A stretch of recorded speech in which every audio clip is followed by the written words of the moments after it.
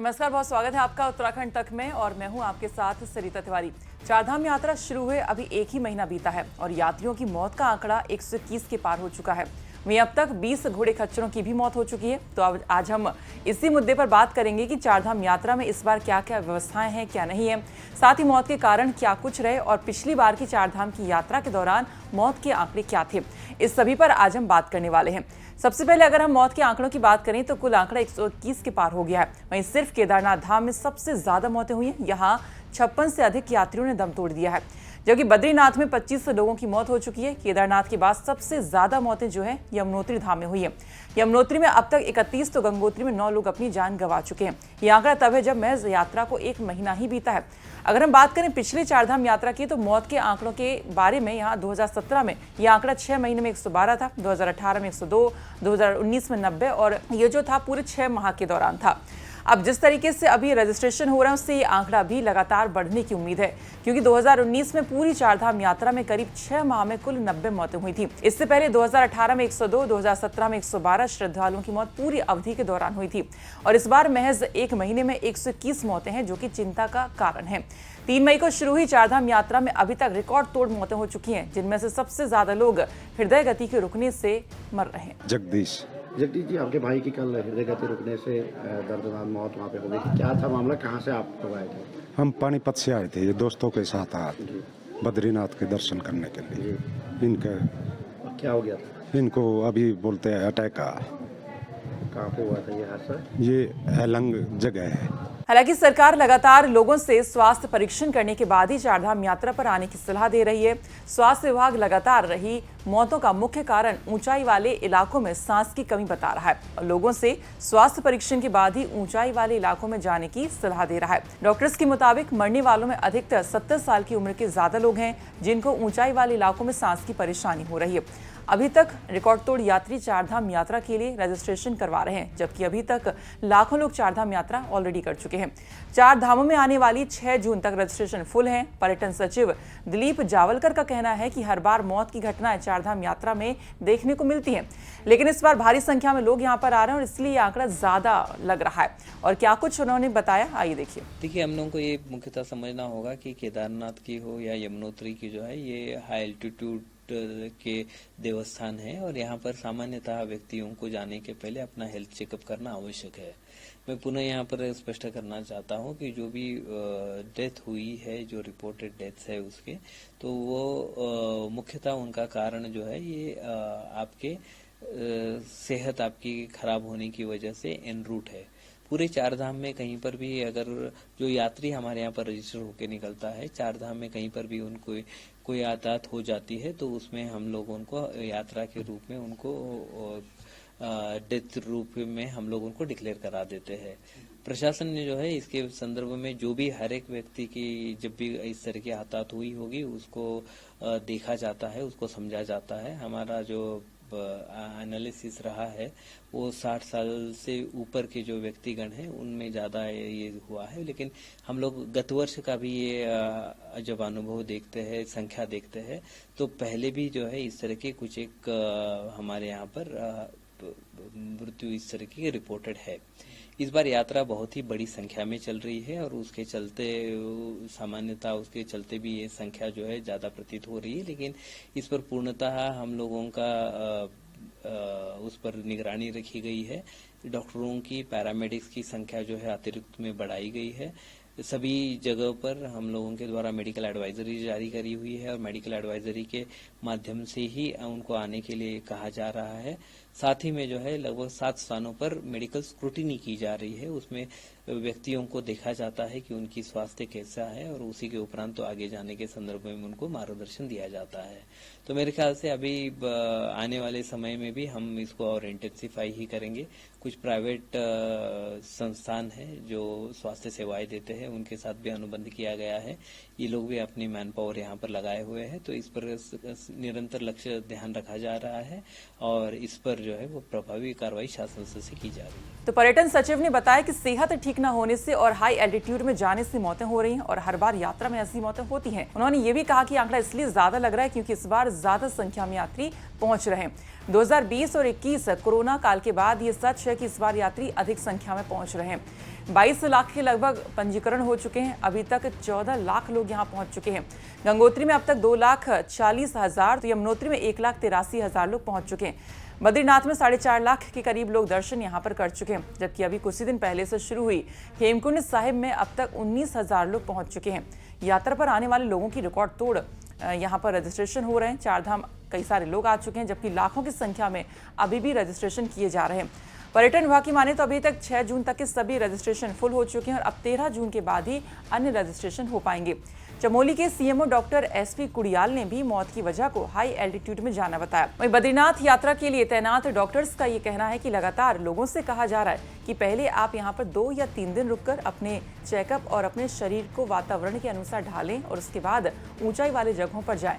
पर यात्री सलाह मानने को तैयार नहीं हो रहे हैं और इसीलिए उन लोगों के साथ ही परेशानी हो रही है। देखो, अभी तक हमारे पास यहाँ पे काफ़ी पेशेंट आए हृदय रोग से लेके सांस को लेकर के। हम उनको यही सलाह देते हैं, पहले आप यहाँ पे जो हमारा HPO2 जिनका मेंटेन नहीं हो पा रहा, वो पहले 2-3 दिन तक यहाँ पे मतलब स्टे करें, उसके बाद हाई एल्टीट्यूड पे जाएं।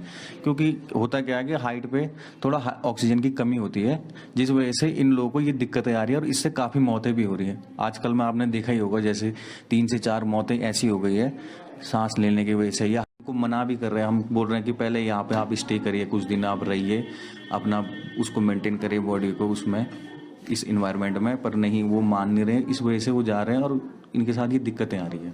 वहीं स्वास्थ्य विभाग के द्वारा बनाए गए नोडल अधिकारी की ओर से तमाम तैयारियों का हवाला दिया गया। उन्होंने कहा कि यात्रियों को हर संभव मेडिकल की सहायता मुहैया कराई जा रही है। जगह जगह स्थायी और अस्थायी कैंप भी बनाए गए हैं, पर लोग यहाँ पर आकर अपने स्वास्थ्य चेकअप करवा रहे हैं। डॉक्टर्स की कोई यहाँ पर कमी नहीं है। देखिए, जो मेडिकल रिलीफ पोस्ट हैं, तो इंस्ट्रक्शंस हैं कि करीब हर 1 किलोमीटर के अंदर, है ना, इतना आदमी के किलोमीटर के अंदर एक मेडिकल रिलीफ पोस्ट होनी है। तो अधिकतर पहले तो ये हो रहा था कि अभी 1 हफ्ते पहले तो फार्मासिस्ट हर मेडिकल रिलीफ पोस्ट में थे और medical doctors around 50% medical relief post में थे। अभी मेडिकल डॉक्टर्स की पोस्ट बढ़ा दी है, मतलब मेडिकल ऑफिसर्स बहुत ज़्यादा कर दिया। अराउंड 178 मेडिकल ऑफिसर्स तीनों जिलों में जहाँ जहाँ यात्रा चल रही है वहाँ ये तैनात हो रखे हैं और फार्मासिस्ट मोर देन 100 है। तो आपको उससे आइडिया लग जाएगा कि फिजिशियंस और डॉक्टर्स मल्टीपल नंबर्स में डालने शुरू कर दिए। जैसे केदारनाथ जी सेल्फ में पहले 1 डॉक्टर और एक फिजिशियन और एक MBBS था, अब वहाँ 3। इस तरह से MRP में भी बढ़ा दिया गया है, क्योंकि फार्मासिस्ट एक तो कम भी है और दूसरा ये भी हो रहा है कि जब भीड़ बहुत सारी आ जाती है, एक साथ 10-12 लोग आ जाते हैं, तो 1-2 आदमियों से मैनेज नहीं होता है। तो स्टाफ तो हमने काफ़ी अच्छा तैनात कर दिया है। और सबसे बड़ी चीज़ थी इसमें, ये देख रहे थे जो यात्रा में भी देखा, तो लोग थकते हैं, ऑक्सीजन अपना नपवाते हैं और ऑक्सीजन ले रहे हैं। तो हमने ऑक्सीजन की मात्रा बढ़ाई, क्योंकि एक ऑक्सीजन है जिससे वो बच रहे हैं, मतलब रास्ते भर में हर किसी को ऑक्सीजन की जरूरत पड़ रही, तो वो मात्रा हमारे पास सफिशिएंट है। हमारे पास जनरेटर्स भी हैं, ऑक्सीजन जनरेटर्स भी हैं, कॉन्सेंट्रेटर्स और सिलेंडर्स भी हैं, और कोई इशू नहीं है। तो हमारी तरफ से तो पूरी तैयारियां हैं, बट येस, एडवाइजरी जो स्वास्थ्य विभाग की तरह समय समय पे जारी हो रही है, जो पर्यटन विभाग के द्वारा भी हो रही है, कि लोग थोड़ा सा एहतियात बरत के आए और बहुत जो सीनियर सिटीजन है इतना रिस्क न उठाएं। जब हमारे सहयोगी ने रुद्रप्रयाग की डीएम से इस बारे में सवाल किया कि जो मौतें हो रही हैं तो स्वास्थ्य सेवाएं कितनी दुरुस्त हैं, उसे लेकर क्या कुछ डीएम ने कहा, वो भी सुनिए।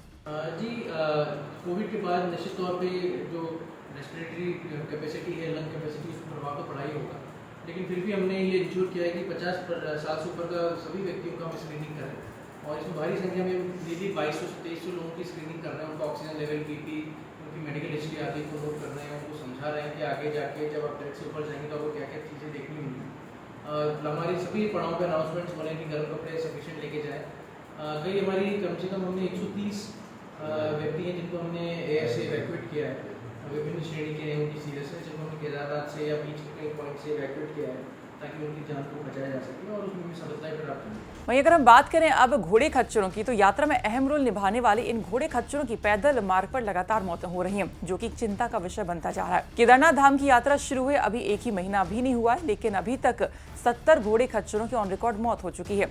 घोड़े खच्चरों की मौत का कारण थकान बताई जा रही है। एक दिन में एक घोड़े खच्चर से 1 से ज्यादा चक्कर लगाए जा रहे हैं, जबकि खाना पीना भी सही से नहीं दिया जा रहा है और ऐसे में घोड़े खच्चरों की मौतें हो रही हैं। लगातार हो रही घोड़े खच्चरों की मौत के बाद उत्तराखंड के पशुपालन मंत्री सौरभ बहुगुणा ने गौरीकुंड घोड़ा पड़ाव तक का निरीक्षण भी किया था। इस दौरान उन्होंने प्रशासन के साथ ही घोड़े खच्चर संचालकों को आवश्यक दिशा निर्देश दिए। साथ ही मंत्री जी ने यह भी कहा कि सुबह से शाम तक और रात के समय भी पैदल मार्ग पर घोड़े खच्चर दौड़ाए जा रहे हैं, उनको आराम नहीं मिल रहा है, जिससे उनकी मौत हो रही है। ऐसे संचालकों पर FIR दर्ज होगी। देखिए, कुछ शिकायतें आई हैं कि घोड़े के जो डेथ हो रही हैं, यहाँ पर खच्चरों की डेथ हो रही है। लगभग 65 डेथ के आसपास हमको रिपोर्ट हुई है और सारे हमारे सचिव, हमारे DM, हमारी जिला पंचायत अध्यक्ष, हम सब बैठ के उसी पे डिस्कशन कर रहे थे, उसी को रिव्यू करने आए। कुछ कमियाँ आई हैं सामने, हमारे कुछ प्रशासन की तरफ से भी कुछ कमियाँ रहीं और कुछ हमारे जो घोड़े मालिक हैं जो ऑपरेट कर रहे हैं, उनकी भी बहुत इनह्यूमन एक्टिविटीज सामने आ रही हैं कि वो घोड़े को सही टाइम पे रेस्ट नहीं दे रहे हैं, खाना नहीं दे रहे हैं, पानी पीने नहीं दे रहे। 90% जो हमारे यहाँ डेथ्स हुई हैं कचरों की, वो कॉलिक की वजह से हुई है। और कॉलिक का जो रीज़न, जो हमारे डॉक्टर यहीं पर हैं, मैंने उनसे भी चर्चा करी है, कॉलिक का सबसे बड़ा रीज़न ये है कि लोग सुबह घोड़े को ऊपर ले जाते हैं, फिर शाम को वापस ला रहे हैं और पूरे दिन कुछ खाने को पीने को नहीं दे रहे हैं। फिर जब वो रात में आता है, वो खाना खाता है, वो सूखा भूसा खिला के उसको बहुत सारा पानी खिला दिया जा रहा है। और 90% जो डेथ्स हो रही है वो 1 बजे रात से 6 बजे सुबह तक के बीच में डेथ्स हुई है। तो कॉलिक मेन रीज़न है। कहीं ना कहीं बहुत बड़ी लापरवाही हमारे जो ओनर्स हैं, खच्चर ओनर्स हैं, उनके द्वारा इनह्यूमन एक्टिविटीज़ करी गई हैं। तो मैंने स्पष्ट रूप से आदेश दिया है हमारे SSP और हमारे DM को, ऐसे लोग जो खच्चरों को सिर्फ पैसे के लिए इस्तेमाल कर रहे हैं, जो उनका ध्यान नहीं रख रहे हैं, उनके ऊपर FIR करनी चाहिए।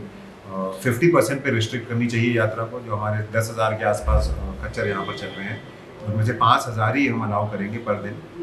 तो एक दिन जो घोड़ा ऊपर जाएगा उसको अगले दिन का रेस्ट मिलना चाहिए। हमने एक म्यूल मैनेजमेंट फोर्स आज नियुक्त करी है।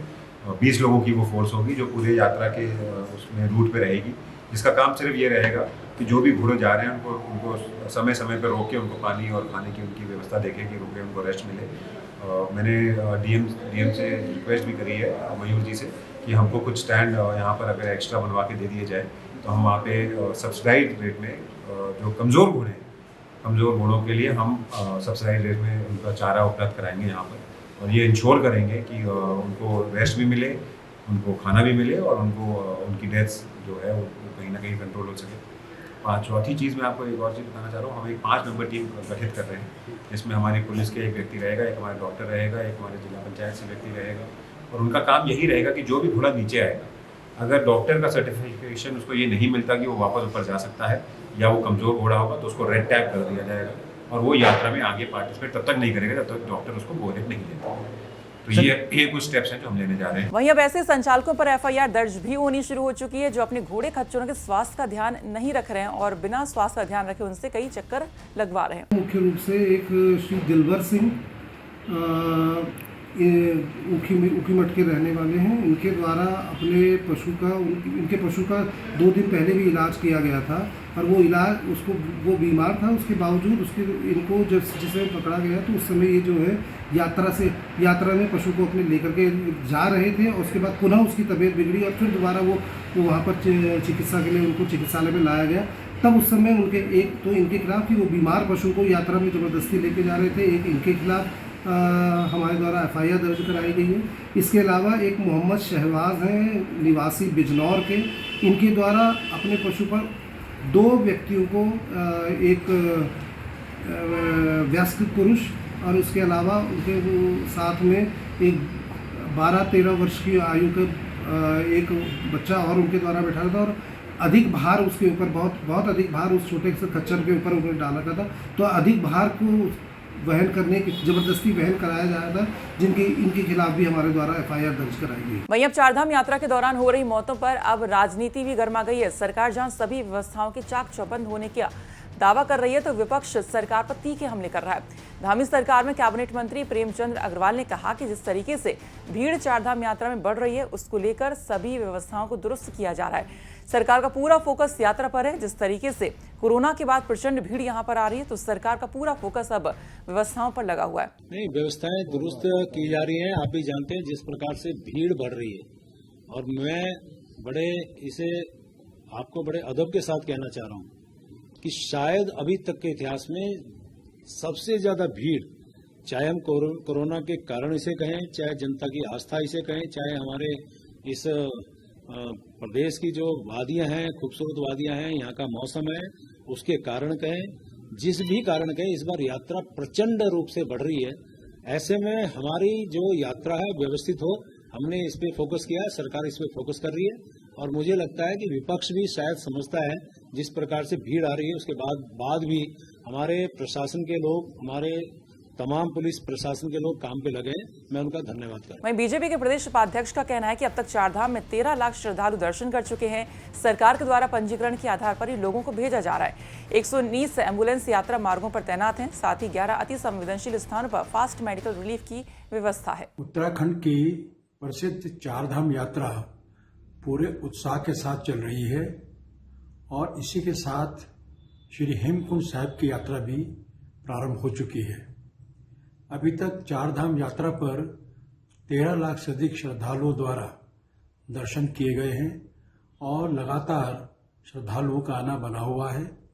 उनके पंजीकरण की व्यवस्था चल रही है और उसी के आधार पर श्रद्धालुओं को आगे भेजा जा रहा है। पूरे यात्रा मार्ग पर स्वास्थ्य की बहुत बड़ी व्यवस्था की गई है। 119 एम्बुलेंस जो हैं इन चार धाम में विभिन्न स्थानों पर निर्धारित की गई हैं, काम कर रही हैं।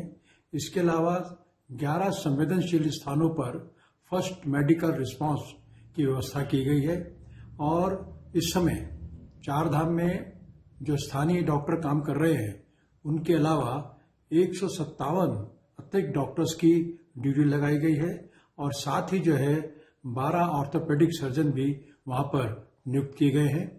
65 नर्सिंग स्टाफ के द्वारा काम किया जा रहा है और जो घायल हैं उनके उपचार के लिए भी व्यवस्था की गई है। इसी प्रकार से पुलिस, एनडीआरएफ, एसडीआरएफ के द्वारा व्यापक व्यवस्थाएं की गई हैं और जहां कहीं जरा भी दिक्कत आती है उसके समाधान के लिए पूरा प्रशासन तंत्र चाक चौबंद है। उत्तराखंड में चल रही चारधाम यात्रा के दौरान सरकार की व्यवस्थाओं पर विपक्ष भी लगातार सवाल उठा रहा है। कांग्रेस की प्रदेश प्रवक्ता प्रतिमा सिंह ने एक बार फिर कहा है कि कांग्रेस प्रदेश अध्यक्ष ने केदारनाथ के पहले दौरे के बाद ही अव्यवस्थाओं को लेकर सवाल उठाए थे। मौत के लगातार मामले बढ़ते जा रहे हैं जिससे प्रदेश की छवि खराब होती जा रही है।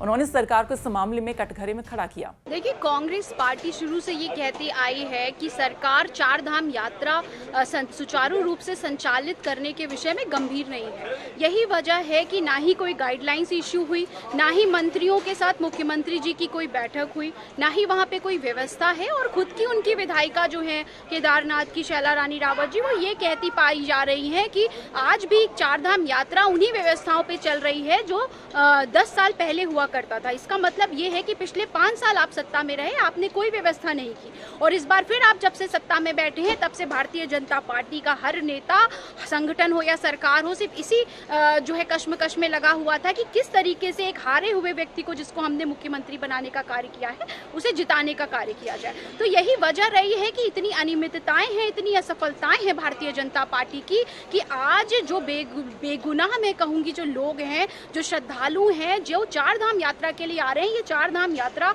उत्तराखंड का मान है, अभिमान है, स्वाभिमान है। पूरे विश्व की नजरें आज उत्तराखंड पर है और जो उत्तराखंड की जो साख है उसको जो है गिराने का कार्य भारतीय जनता पार्टी की सरकार कर रही है और मौतों का आंकड़ा 100 के पार हो चुका है। बेजुबान जानवर तक मर रहे हैं। ये बड़ी शर्मनाक बात है और देवभूमि को शर्मसार करने वाले आंकड़े हैं। मुझे लगता है सरकार कभी भी गंभीर नहीं रही। जनता ने पुनः भारतीय जनता पार्टी को चुन के सत्ता में बिठाया, लेकिन सरकार को देवभूमि के मान से, सम्मान से कोई सरोकार नहीं। वहीं चारधाम यात्रा में जिस तरह से लगातार मौत के आंकड़े बढ़ रहे हैं, हमने पिछली जो कुछ चारधाम यात्रा है उसके भी मौत के आंकड़े यहाँ पर आपको बताएं, लेकिन उसके मुकाबले अब देखें तो मौत के आंकड़े इस बार ज्यादा हुए। पिछले 6 महीने में जितने कुल आंकड़े तब थे वो आंकड़े अब यहाँ पर 1 महीने के अंदर है। अब यहाँ पर उत्तराखंड सरकार ये कह रही है कि व्यवस्थाओं की वजह से कोई जाने नहीं जा रही है। अब इसके कारण क्या कुछ हैं वो इस पर बात की जाएगी, लेकिन अभी तक जो कारण निकलकर सामने आए वो है लो एल्टीट्यूड से हाई एल्टीट्यूड में जाना और दूसरा हृदय गति रुकना। और भी तमाम कारण यहाँ पर सामने आए, जैसे जो बुजुर्ग हैं वो वहाँ पर जा रहे हैं, अपना हेल्थ चेकअप यहाँ पर नहीं करवा रहे हैं। और चारधाम से रिलेटेड जो भी अपडेट होगा आपको हम जरूर देंगे। आप कमेंट बॉक्स में यहाँ पर लिख सकते हैं कि अगला लाइव में आप किस तरह की वीडियोज़ या किस तरह की न्यूज़ आप देखना चाहेंगे, जिस पर एक खास रिपोर्ट बनाकर आपके सामने हम पेश करेंगे। तो आप कमेंट ज़रूर करिएगा। तो फिलहाल आज के इस रिपोर्ट में इतना ही। बाकी खबरों के लिए आप देखते रहिएगा उत्तराखंड तक। नमस्कार।